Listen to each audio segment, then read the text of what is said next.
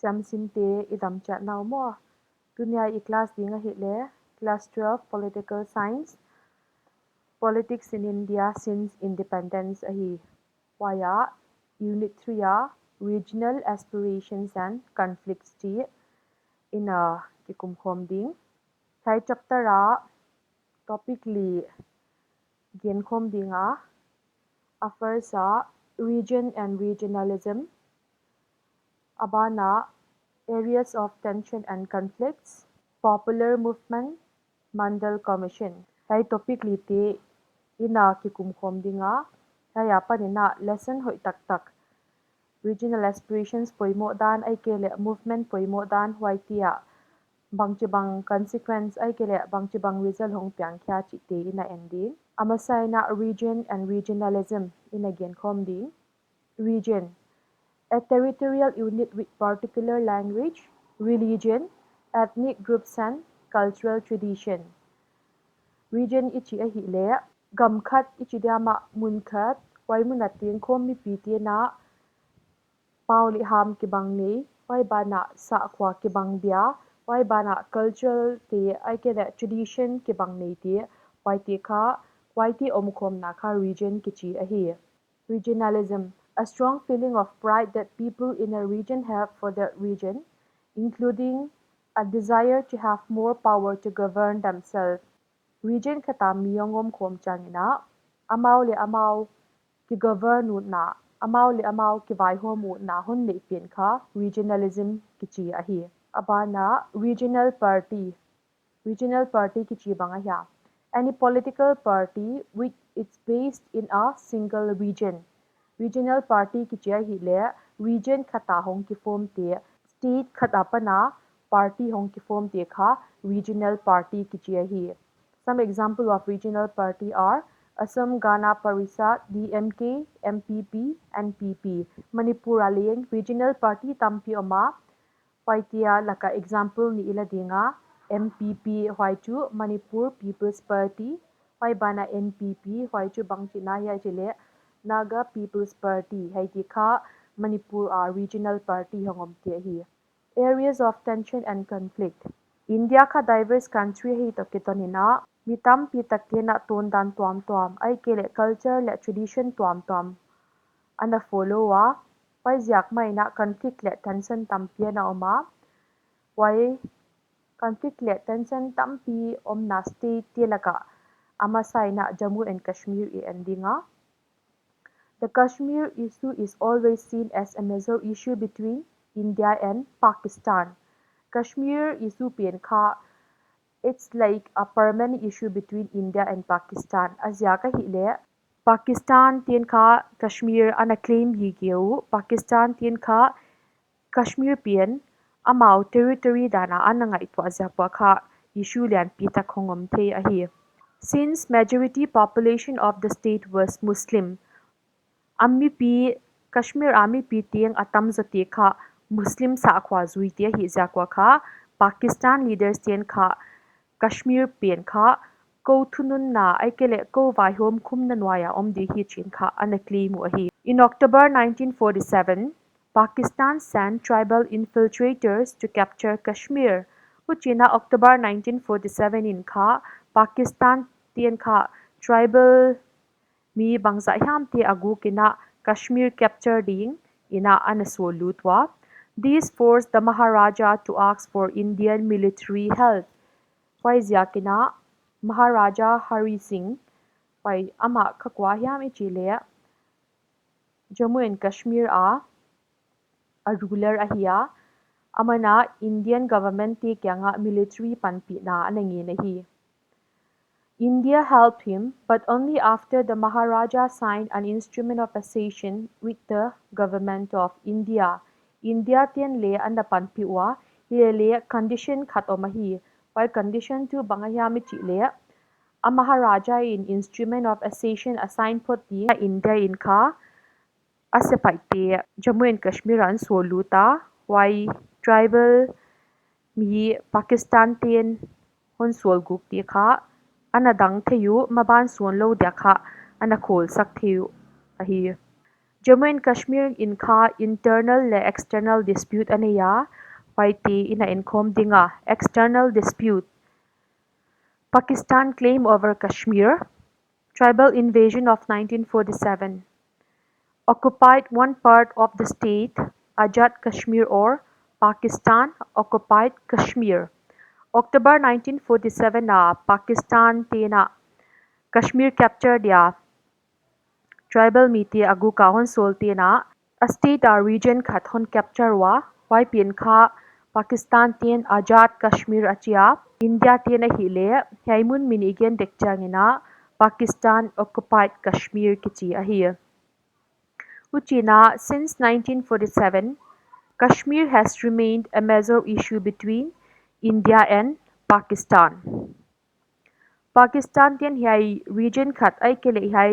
gam khat part khat hon occupied wakipanina Kashmir pin kha major issue hongswa khwai chu India le Pakistan ki kala a hi asung thua internal dispute hindi dispute about the status of Kashmir India government in kha Jammu and Kashmir pin special takina an the treat a why zakina article 370 anapya a why article 317 waya kha provision ai kele hamphat na twam liu liao Jammu and Kashmir state tia dingina napya a why te laka pangza hiam in khom ding a first ina greater autonomy thune ina amau le amau ki vai puak na dinga thune ina state dang ti apyak sangwa Jammu and Kashmir government ti tam pezo comparing to other states ani na a they have their own constitution Jammu and Kashmir pen ka state ka thima alele India government in kha constitution atwam liuliawa Jammu and Kashmir tiana nei ding phalun chin why ma banga kha Jammu and Kashmir tian kha constitution twam liuliaw kini yu hi all provision not applicable in state provision twam Indian government ina mi pt zuidia ana lui khyak te kha Jammu and Kashmir state akha applicable law azui ding uleleng kya ya Jammu and Kashmir mi pitian azui ding uleleng a state government in kha aphal ma sangai hoi asak ti chau ki zui thei poimo asak ti chau zuyu poimo asak lo ti chu hai provision hoi ma leleng Jammu and Kashmir kha ki zui lo wa hi article 370 is not enough Kashmiri Jammu and Kashmir ami pitian kha hai article 370 pen kha hun salo amau kha tam sem ham phatna atwam liu liaw ane idingo kha India government te kianga kilamenu ma himaleleng state tangami pitian kha article 370 does not allow full integration hey article 370 Jammu and Kashmir te na enjoy zakwa ane izakwa kha this shows that Jammu and Kashmir is not fully integrated under Indian Union chinghai dana na nei wa hi on 5th August 2019, the Government of India revoked Article 370. So finally, August 5th, 2019 akha Government of India in hai Article 370 pen ana revoke why to cancel.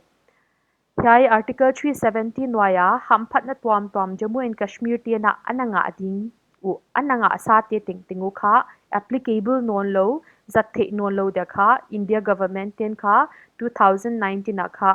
decision thupuk na poimo takana lau yain kha effect tampi aneya yai article 370 kya revoke lowina Jammu and Kashmir pen ni danga state anahi it comprised of three regions Jammu Kashmir and Ladakh ahia Jammu and Kashmir and Ladakh should be separated and not only that Paitika state ni danga state ana hi pen twa union territory yong hiu Jammu and Kashmir kha UT khat Ladakh kha UT khat since when since 31st October 2019 okay we'll move on to separatism kichi banga separatism ichi chu people living in Jammu and Kashmir they started to have the feeling of separatism that is totally separated from India apana atwam liuliawa omding chi kha lungsim ichidama lungput ananeyu 1989 apana haibang lungsim hon neyu why separatism pen kha a define danu ai kele ade danu kha chithum hongoma why ti na enkom dinga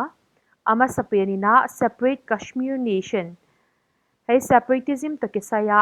Kashmir mi pi te khen khat ten kha Kashmir pen kha India hiam Pakistan hiam vai hom na noya omlowa nation tuam liu liao government thak sit set ichidama government tuam liu liao Jammu and Kashmir mi pitian kha India apana totally they want separate okay they want separate administration they want separate government aken khaten separatism adik na jaku or separate adik na jaku hile Kashmir to merge with Pakistan group khatien kha Kashmir pian kha Pakistan vai hom na nuaya om dinga hi china ngai tuana le why desire hon newa why bana athum na a greater autonomy group khatte na hi chibang hai danon newa Jammu and Kashmir pen kha thune ina tam sem pyak ding article 370 a provision ti kya hilowa adang provision hoi the same special treatment kha Jammu and Kashmir mi pitian amu ding wa hi chi kha group khatte ngai danong hi a hai separatism to kisaya Jammu and Kashmir mi pitian leng ngai dan khat nei lowina ngai dan tuam hong kikla sha wai pen kha problem lian pi thak hong swaka hai separatism to kisaya Jammu and Kashmir mi piti leng de dan khat ai kele ngai dan khat nei theilowina atwam tom hon demand ja kuna problem lian pi takong swaka wain kha Kashmir issue pen big challenge for Indian government hon hi sak ahi abana ilu non dinga Punjab. The decade of 1980s witnessed major changes in Punjab. Akali Dal was formed in 1920 as the political wing of the Sikh. Akali Dal khat 1920 na nagkiforma. Huchina Akali Dal came to power in 1970 and 1977. Akali Dal tien kha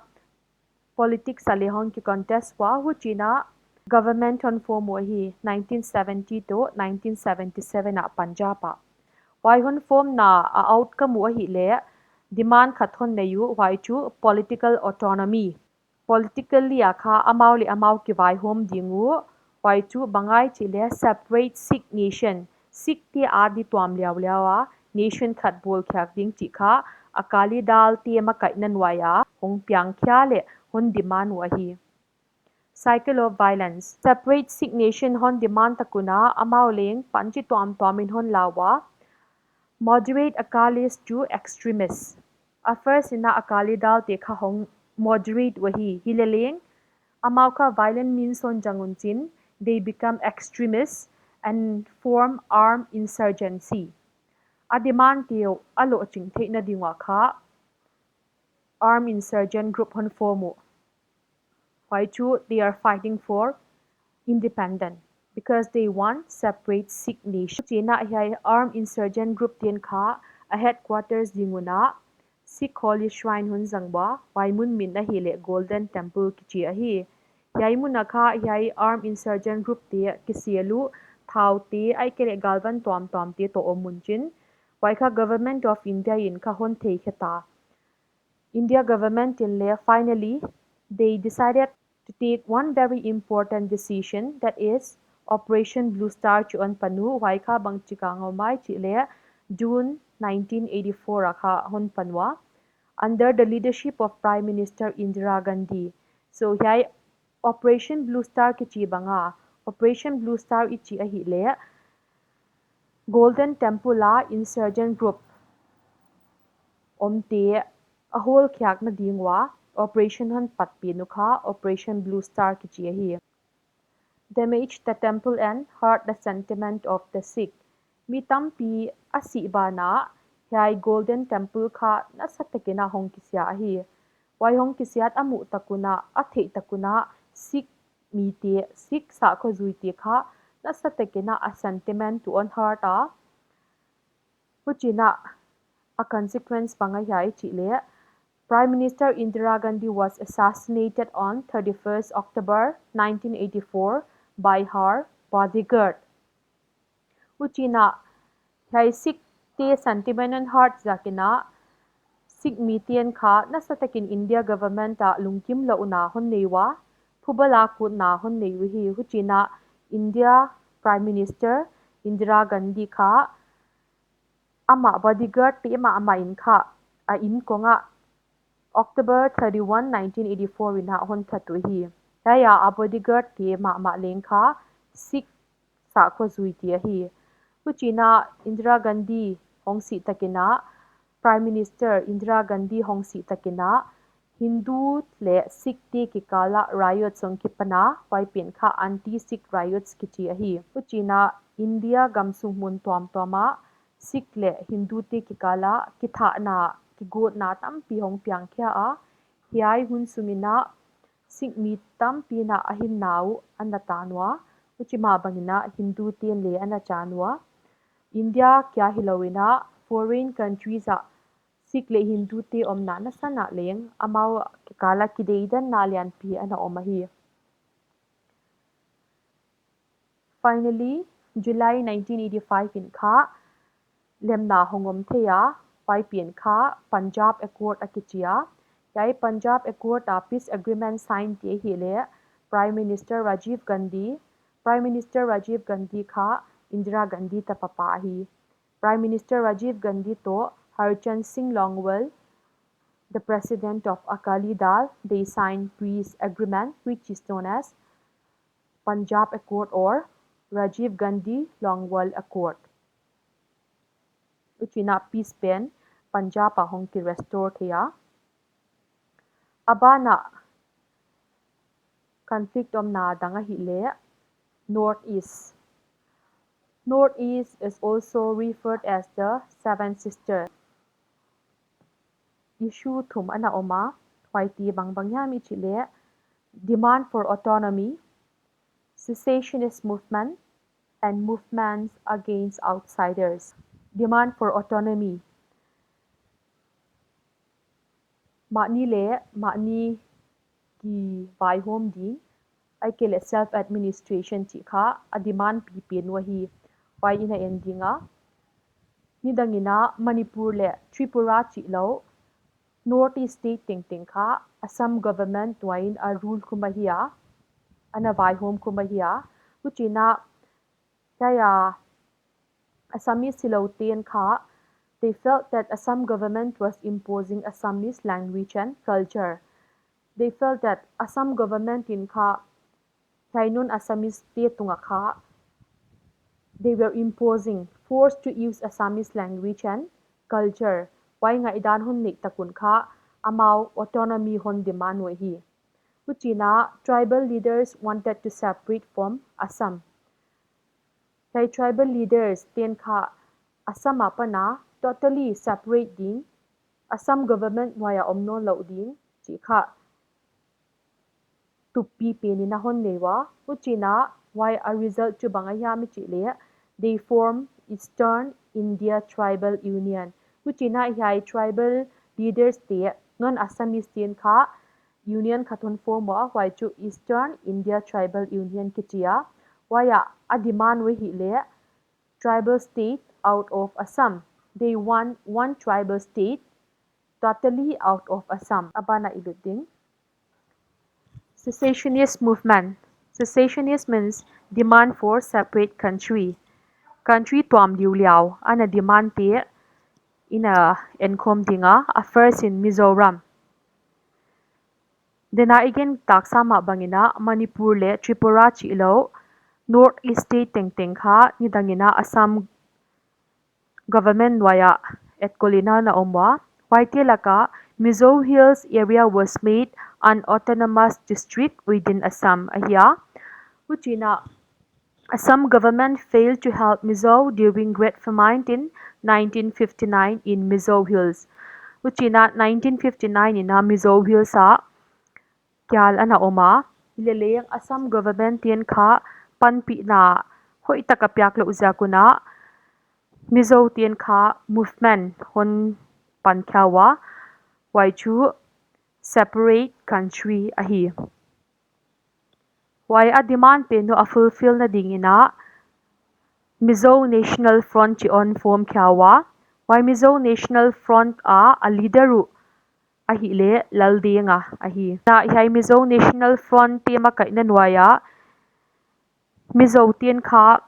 India apanina independent ana demand wa zale na na swala uchina lamchi twam twama a demand penu anga thikna dina movement na panwa mizo te tam pina ahin naw ana chanwa independent ana swal sunguna Pakistan tien kha Mizo National Front te ana panpiwa thau te ai kele galwan twam tom hoi tak tak te kha Mizo National Front te ana supply we hi Uchina MNF agreed to give up secessionist struggle. Ihaya independent na fight na pianuka Mizo National Front ten hon top sanwa. Finally, in 1986, peace agreement was signed between Rajiv Gandhi and Laldenga. Uchina hiya independent na fight na pianu hon kol santakuna 1986 na lemna hon bol thiwa. Why agreement on signed tie hile Rajiv Gandhi le Laldenga ahi. Nagaland na ilut non dinga Nagaland ten le banga adimanu ichi le independent ma ahia Naga insurgency is the oldest in the country led by Angami Jafur Fizo. Insurgency group India omteng tenglaka kha Naga insurgency pien kha anakipan masa pien pien le a upa pien pien hia Hai Naga insurgent group ten banga adimanu ichi le they demanded separation of Nagaland from Indian Union. Nagaland pien kha Indian Union apana totally a atwam liu liawa om ding wai chu independent. They want independent nation. 1963, Nagaland became full-fledged state of the Indian Union.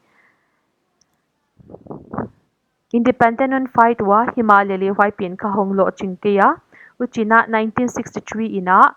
Nagaland pen kha Indian Union a state kha thidingina namkipin ahongoma Himalaya Nagati kha waita na lungkim lowina the Nagas are now demanding Greater Nagaland uchina Nagate na state amu nungan leng Greater Nagaland hon demand ohi Hai Greater Nagaland na banga adayu ai kele banga hongom dia adayu chile Nagate om na teng teng especially Manipur to Assam kha Nagati om na te kha administration khata om ding chi ahia hilele hai Greater Nagaland kha Manipur le Assam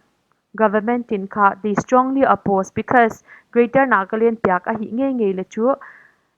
Manipur le Assam in kha agam tam piana chandi anexa iludinga movement against outsiders in Assam Kaya outsiders chi award pen apoimo mama Assam akwate outsiders galutwa ya bangzia kai hai movement hun panu ya chi ina endinga India le Pakistan war ana oma 1965 and 1971 a China 1971 war akha Bangladesh refugee tam pi takha India a analut guwa 1971 war a why refugee tam pi takte kha Assam adia boy na lian pi hon tun a hiu why na endinga large scale migration into Assam outsiders encroachers of resources and employment why refugee hong lutien kha resources tam pi ai kele employment tam pi kha a local miti ana khupwa why kha a problem hong ki patna a hi hu china hi outsiders te do na ding ai kele outsiders te apai ki thekna dinguna all Assam students union makai nan waya kha movement hon panwa 1979 ina hai movement pen kha movement against outsiders or anti-foreigner movement kichi ahi hai movement pen hong pai to zilina in 1985 Rajiv Gandhi negotiate with all Assam students union China hongki India government to all Assam students union ti hongki ho thewa at last yai ongki negotiate na wa hi le I andinga foreigners settled in Assam in between 1965 and 1971 would be sent back. Popular movement na ilutinga mi PTN ide ile I aspire te ilo chingna dingin kha lam tom toma movement ipan thea poi movement tampi omte laka ama sapen dingina chipko movement ina endinga chipko movement kichia hi le Uttarakhand apana hong ki pane hiya yai chipko movement na a strategy ai kele a tactics a play wa hi le hugging of trees singkung vakko yuwa hi bangjaka singkung vakko yuwa ichi le ong ki patna jaka hi le they want to save trees from cutting down amau kha singkung thok ding phallo wa hi azo hiya initiative role an play te adya ken kha numei pol tin kha nak takina panana lawa puchina a demand khatwe hi le local communities to control forest resources outsiders te na avaki involved lo dingo waya local mitian kha forest resources a thune ina ne dingo a control dingo azya ka hi le pulam mi tampi takte kha hiya vapai amau khwa Uttarakhand vapai gunchin asing tio khong vaphuk saku wai kha sumdon na dia jat saku wai kha Uttarakhand mitian de lo wanchin uchina women numeitin kha panun lawa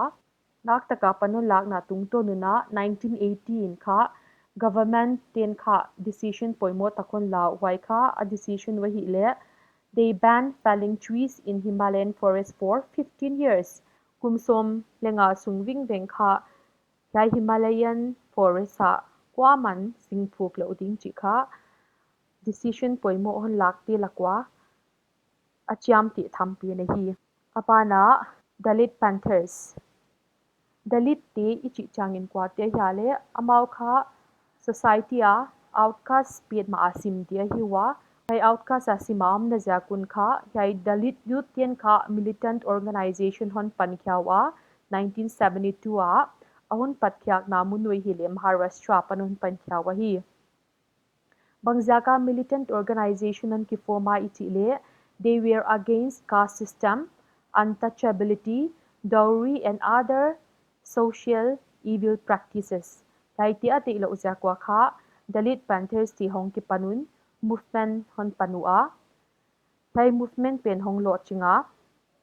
lam chi tuam toma meeting tengina justice amu na dingbang ay kele society akideida na omlawa meeting ting akikima ket na ding ai kele treatment akibanga government inon piak na dingbang chitia lo chin na hon ngawa hai Dalit Panthers tian movement hon patja kuna society a ai kele India lam chi tuam toma ki khen na hongama wai telaka bangsaya mi endinga eradication of untouchability ni dangin kha Dalit Panthers te kha they were regarded as untouchable khoi lo ding azyak chu amau kha ki huai nin dana kha na simwa yai Dalit Panthers te na panun lak na jakun kha yai pien kha hon eradicate thi hi hai bana implementation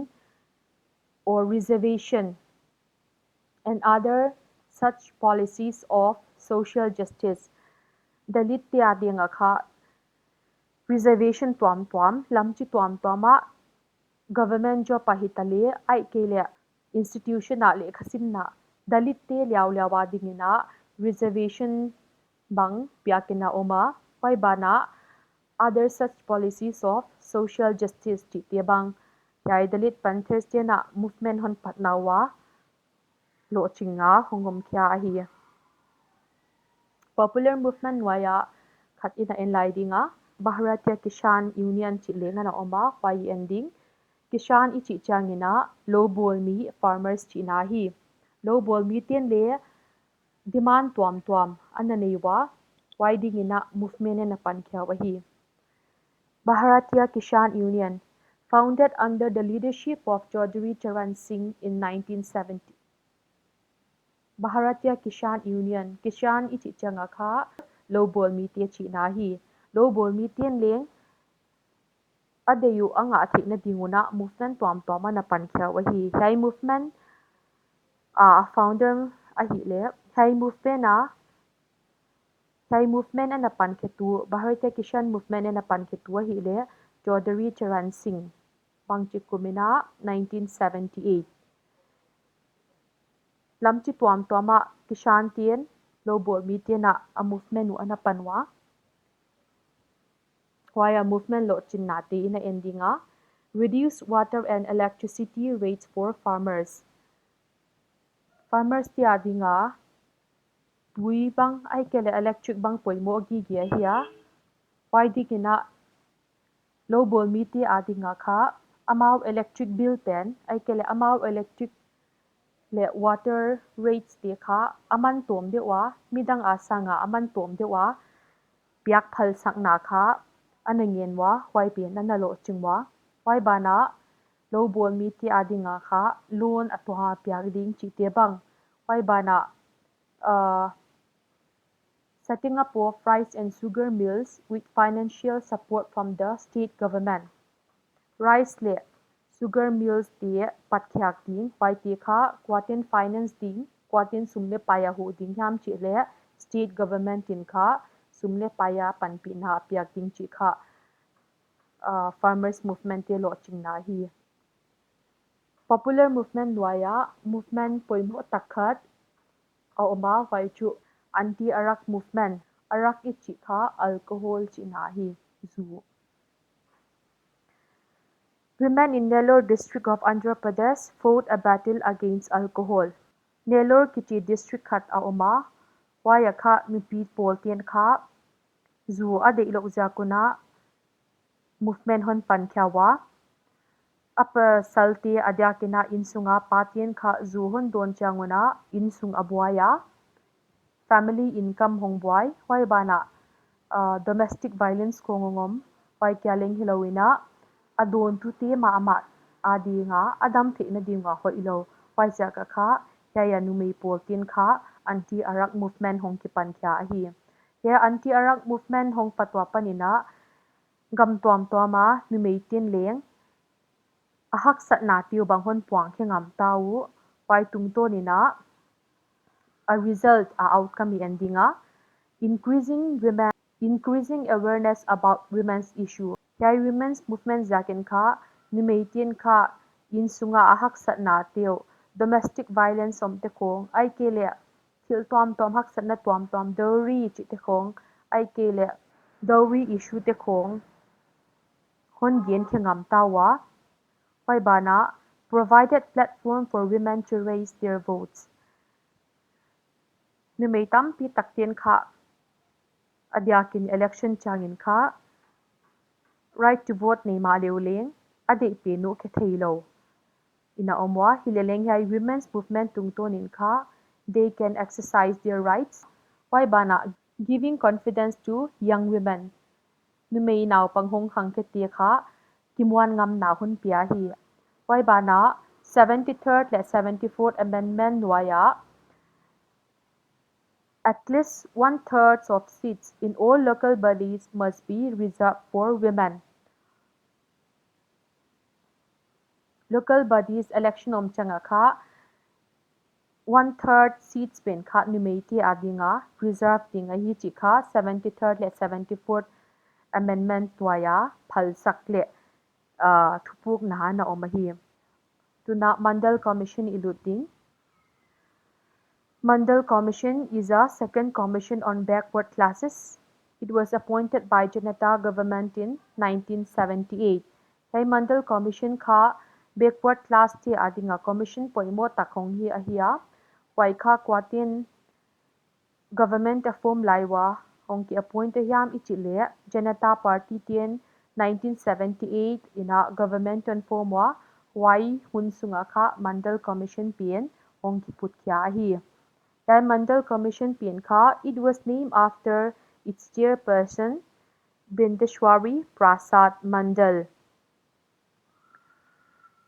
The commission gave its report in December 1980. Some of its recommendations are as follows. Number 1, the backward caste should be construed as backward classes. Backward caste inolawa, backward classes ding. Number 2, 27% should be reserved for OBCs in educational institution and government jobs. OBC tia de kha 27% seats kha reserve sakding hwai te koi koya ichile educational institution to government jobs sa ahi. Many other recommendations like land reforms were made to improve the conditions of OBC. Recommendation tampi hwaite laka land reform chi te khong le ana oma hwaite tengtengin atupa hi le to improve the condition of OBC. OBC te top kang na dinga kha yai tengteng recommendation aneki bole hi.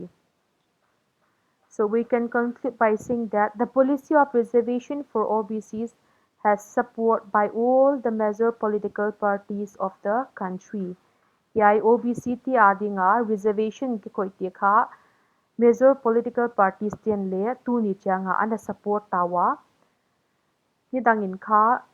kaidan OBC ti adinga reservation tam pian ke bol ti hi mi tam pi takin kha ana oppose wa hima leleng tu ni changa yai OBC tia their reservation ki bote kha they got support by all the major political parties of the country. Hai tenga hidinga tu ni a izil theiding election apana izil khak the hi le India ating nam tom zat tom tin kha de tom le thil nget tom government ta ini the wai pin kha I right sahi chi mangi lowin le wai bang iput changena waidana movement ini changin kha violent means silawa